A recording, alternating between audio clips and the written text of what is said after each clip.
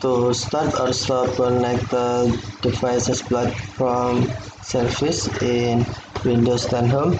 Right-click on Start menu icon and then select Computer Management. Click or tap Services and Application drop-down menu and then select Services. Scroll down Services screen and then right-click Connect the device platform service. Tap Start to click or tap Start to start, or click or tap Stop to stop.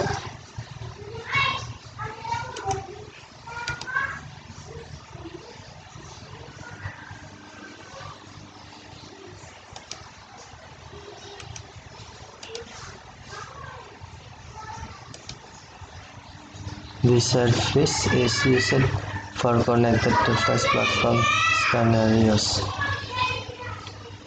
Okay, thank you for watching. Have a nice day.